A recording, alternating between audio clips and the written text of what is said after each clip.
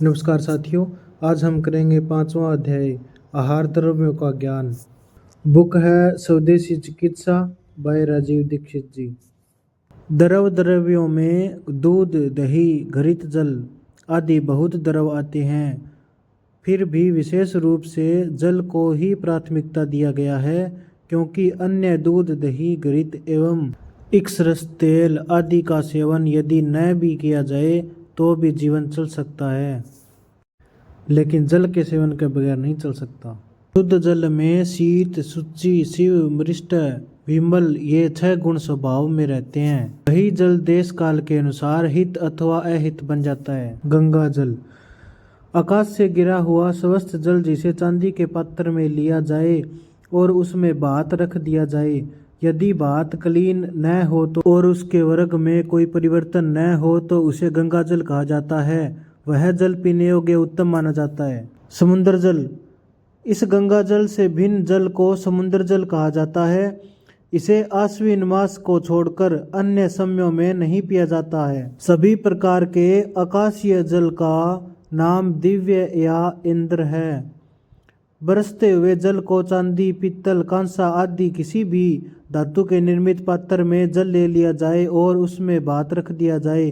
5-6 घंटे बाद देखने पर यदि भात का कोई विकृत न हो और न रंग में परिवर्तन हो तो उसे गंगा जल कहा जाता है। यदि आकाश से समुद्र जल गिरता हो तो भी चांदी के पात्र में रखकर उसमें भात रखें। यदि भात के रंग में कोई परिवर्तन या उसमें विकृति हो जाए तो उसे कभी भी नहीं पीना चाहिए। किंतु अगस्त्य तारा उदय होने पर जब सारा भूभाग निर्मल स्वस्थ हो जाता है तो आश्विन मास में उसका पीना भी हानिकारक नहीं होता। पीने योग्य जल, जल पवित्र, स्वच्छ, विस्तीर्ण, काले या श्वेत भूमि भाग में स्थित हो और दिन में सूर्य की किरण और शुद्ध वायु से युक्त हो, ऐसे जल का सेवन करना चाहिए। जहाँ पर सूर्य और हवा का संयोग निरंतर होता रहे, ऐसा जल आकाश जल के समान होता है। पीने के अयोग्य जल, जिस जल में सूर्य और चंद्रमा की किरण न लगते हों, जिसमें शुद्ध वायु का स्पर्श न होता हो, आकाश से जल बरसने पर भी वह जल धन, गाढ़ा, गुरु, तौल में भारी, फेन युक्त, जंतु, कीड़े से युक्त, सूर्य के ताप से अत्यंत तपत अर्थात उष्ण एवं अधिक शीत होने से दांत में लगने वाले जल का सेवन नहीं करना चाहिए। अन्य अपेय जल, गर्मी के दिनों में आंधी, तूफान आदि के चलने से आकाश मंडल दूषित रहता है। उस समय जो जल बरसता है उन दूषित वस्तुओं के संपर्क से जल समय दुष्ट हो जाता है। इसी प्रकार वर्षा ऋतु के अतिरिक्त शिशिर हेमंत ऋतु में बहुत दिनों के बाद जो जल गिरता है वह भी आकाश के दूषित होने से दुष्ट हो जाता है। और जिस जल में अनेक प्रकार के कीड़े, कृमि उत्पन्न हो या विषैले जंतु या विष मिल गया हो, उसका सेवन नहीं करना चाहिए। नदियों का जल, संक्षेप में पश्चिम समुद्र को जाने वाली एवं तेज बहने वाली एवं स्वच्छ निर्मल जल वाली नदियों का जल पीने योग्य होता है।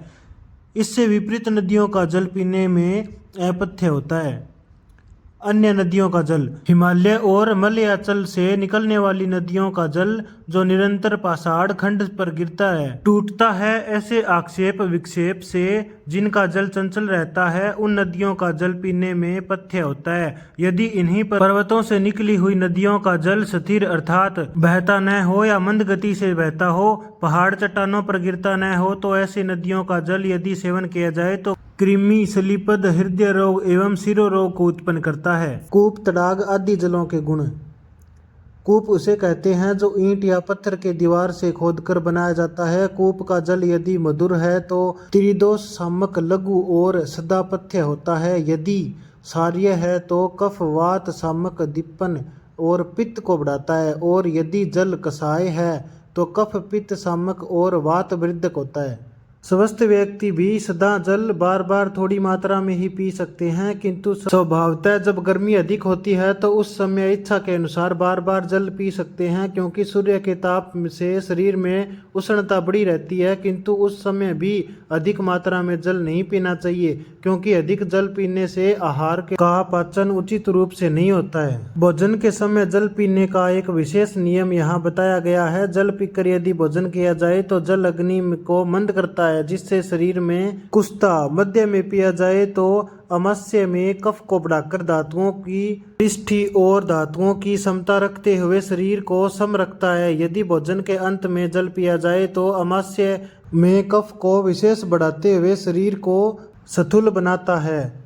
इस प्रकार भोजन के पहले जल पीने से मंदाग्नि से अन्न का सम्यक पाचन न होने से कृश, मध्य में जल पीने से धातुओं के सम होने पर सम शरीर और अंत में पीने से स्थूल व्यक्ति होता है। शीतल जल का गुण मदात्य, शरीर की गलानी, मूर्छा, वमन, परिश्रम, अन्य थकावट, भ्रम, प्यास की वृद्धि और शरीर का उपासन, आहार विहार जन्य दाह, रक्तपित्त और विष भक्षण जन्य विकार को शीतल जल दूर करता है। उष्ण जल का गुण उष्ण जल अग्नि दीपक, पाचक, कंठ का शोधक अर्थात स्वर भेद, नसक पचने में लघु, वस्ति का शोधक और उष्ण होता है।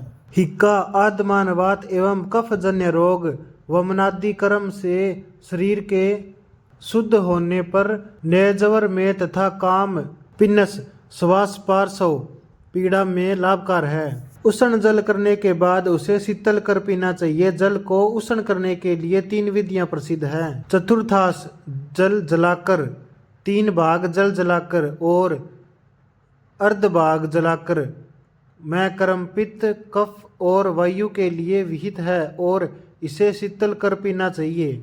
जल पीने की विधियां भी 3 बताई गई हैं। ताजा शीतल जल का पाचन 6 घंटे में, गर्म कर शीतल होने पर पिया जाए तो 3 घंटे में। गर्म किया हुआ जल जब पीने योग्य हो जाए अर्थात मुंह न जले तो उसका 1 घंटे में पाचन होता है।